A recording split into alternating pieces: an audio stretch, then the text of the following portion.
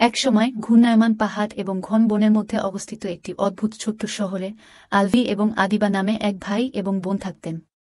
দুজনের মধ্যে বড় আলভি তার দুঃসাহসিক মনোভাব এবং তার চারপাশের বিশ্বের রহস্য অনুসন্ধানের জন্য ভালোবাসার জন্য পরিচিত ছিলেন।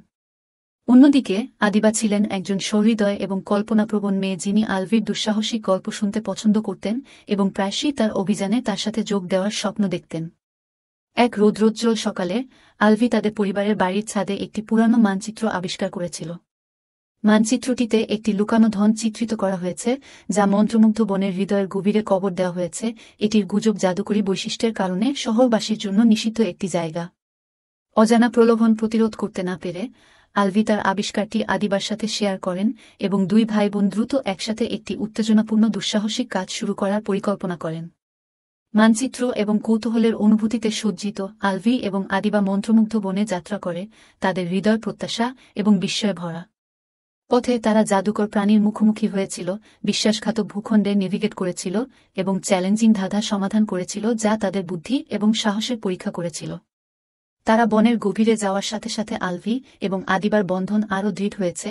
তাদের ভাগ করা অভিজ্ঞতা তাদের মধ্যে একটি অটুট সংযোগ তৈরি করেছে।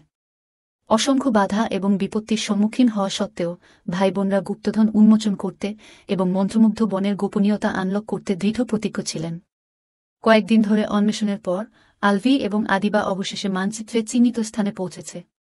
তাদের আশ্চর্যের জন্য তারা সোনা এবং রত্ন দিয়ে ভরা একটি বুক আবিষ্কার করেনি, বরং সোনার সূর্যালোকে স্নান করা একটি সুন্দর পরিষ্কারের জায়গা আবিষ্কার করেছিল, যেখানে গাছগুলি প্রাচীনকালের গল্পগুলি ফিসফিস করে এবং বাতাস অবিরাম সাহসিকতার প্রতিশ্রুতি বহন করে। সত্যিকারের গুপ্তধন হল যাত্রা নিজেই, এবং সেই পথে তারা যে স্মৃতি তৈরি করেছিল তা বুঝতে পেরে আলভি এবং আদিবা কৃতজ্ঞচিত্তে পূর্ণ হৃদয়ে এবং সারা জীবনের গল্প নিয়ে বাড়ি ফিরেছিলেন।